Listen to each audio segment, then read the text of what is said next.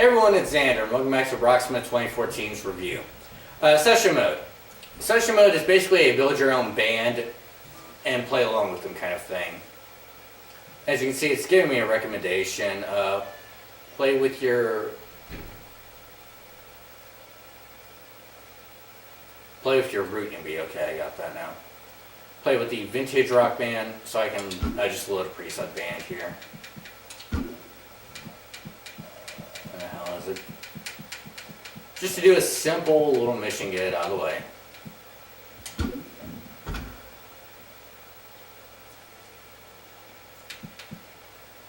And play with the root in B, whatever it is. I guarantee I'm going the wrong way.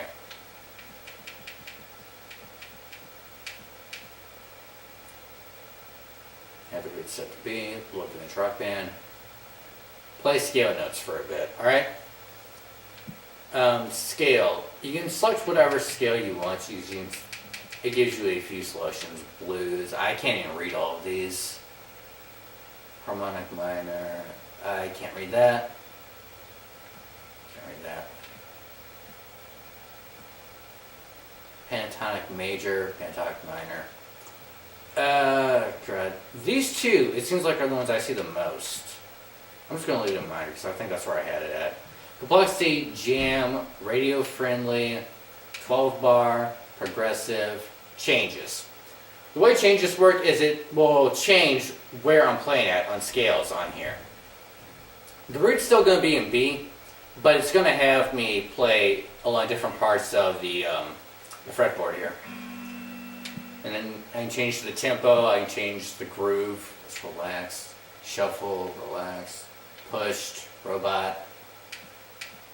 I have never messed with that, so I'm just going to leave that there.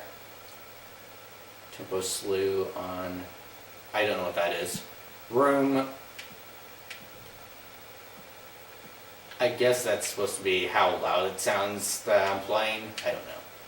I'm not going to be in this for very long. I'm just going to be long enough to basically get the mission and show you a little bit of session mode. Session mode is really something you mess with once you feel comfortable playing the guitar and messing around and experimenting and trying new things. And the band here will adjust to what you're playing. If you're playing soft, the band will play soft. If you're playing loud, the band will play loud. And it's probably faster just to show it.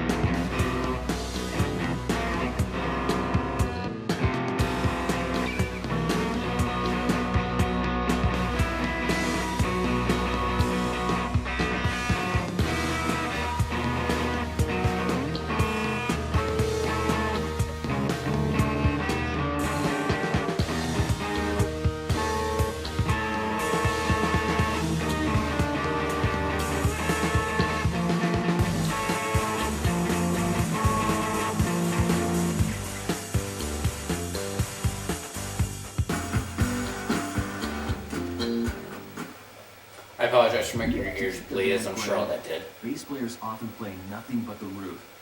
Changing the root is a great way to change the feel of a session without changing your scale shape. That's true. If you keep the same root, you'll move along the fretboard, but you'll be playing basically the same notes, just in different spots. That's the best way you can play around with different roots and get comfortable with the idea of moving the scale shape around the fretboard. Yeah, we're not doing any more session mode. Nice to want me to look at some lessons, but we're skipping a step. Non-stop play. Non-stop play. Obviously, I'm not doing this. I'm just explaining it. You go into Song Manager and you basically put a check mark against everything that you want to play. By default, everything's already selected. You select how long you want your play time to be, and then you hit begin. And you just, it's basically like doing a learn a song, but without having to select songs. And they're kind of randomly shuffled around too, I think, on what it gives you. And you'll just play for however long you've selected. And you have the option of, once your time limit is up, to it'll say end session or end or one more song. So if you have more songs on your playlist, or if your playlist has recycled, you can just keep hitting, one more song over and over again if you want to, or you can end it right there, or you can end the session early. It doesn't matter. Lessons. Play a special topics lesson. I might as well. I'll have the Rocksmith tab checkmark thing. It's one of these things to check out. Like this one right here. Special topics. Alternate tunes for guitar. Do not dare make me retune my guitar. If it makes me retune it, I'm bailing. The standard guitar tuning is E, A, D, G, B, E. But there are plenty of reasons why you might want to tune differently. A tuning that comes up a lot is called drop D. That's like normal tuning, but the low E string is tuned down to a D. The cool thing about drop D is that the lowest three strings form a power chord, so you can play power chords with just one finger. There are also open tunings, which means that you're tuned to a chord. For example, in open G tuning, strumming the open strings would give you a G major chord. Open tunings are especially useful for slide guitar. Another tuning you see a lot is E-flat tuning. That's just like regular tuning, but all 6 strings are down a half step. You might use E-flat to play in a more friendly range for a vocalist. Some people also find that E-flat tuning sounds heavier and extra slack and make bends easier.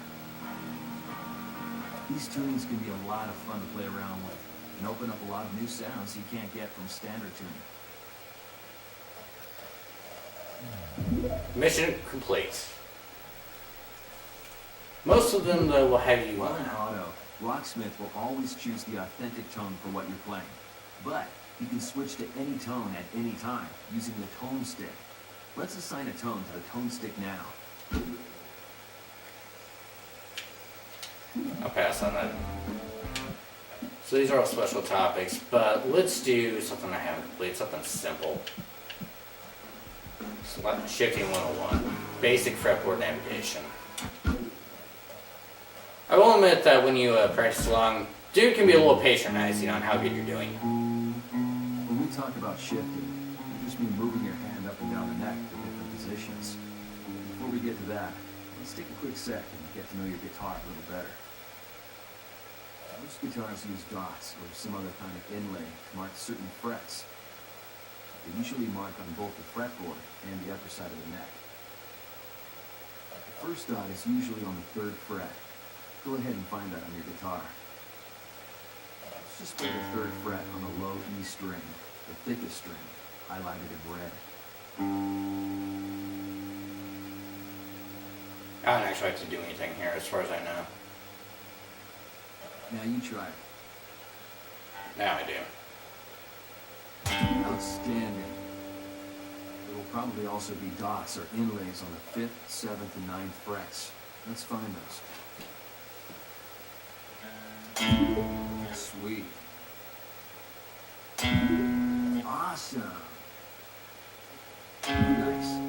See what I mean by he's a little patronizing? Next one up is the 12th fret, usually marked with a double dot.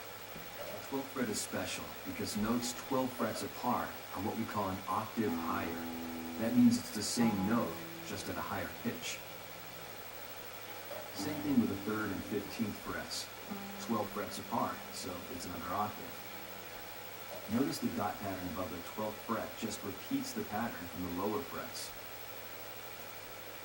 The dots above the 12th fret are the 15th, 17th, 19th, and 21st. Don't worry, as you play more, these fret numbers will become second nature. You'll be able to quickly tell which upper dots are an octave higher than the lower ones. Try it now. Outstanding. Nicely done. Excellent. Now here's a riff that will take some shifting to play.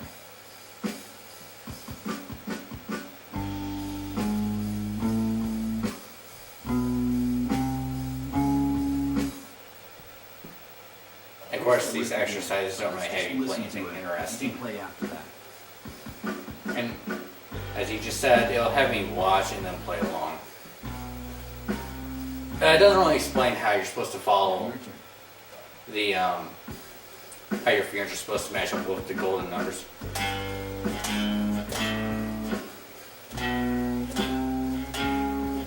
But I already told Rocksmith that I knew how this works. It probably would have told me if I said I was a newbie. Here's another one with a little more shifting to it.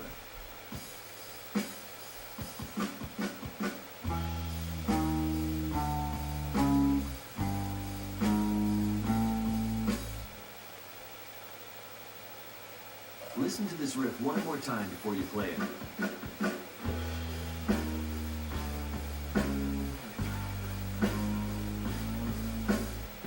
Play it now.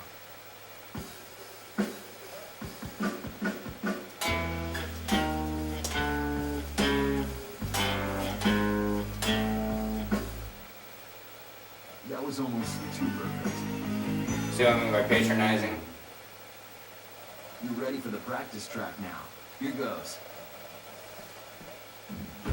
And it's just gonna have me play on the high E string.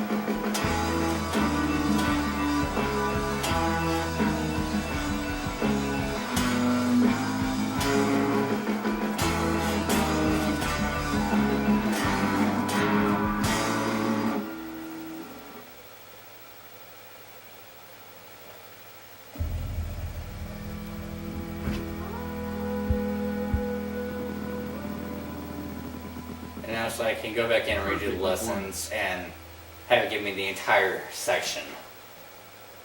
The chord book is a great place to come when you want to take a closer look at chord shapes. That kinda does the song bullshit. Most machine get a 15 note streak easy enough by now.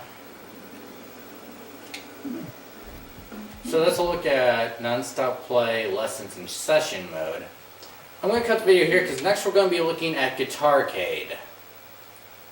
And I want to cover all the different games and how these are actually going to be things that help you build your techniques, from moving around the fretboard comfortably, doing bends, doing slides, knowing your chords, all of that.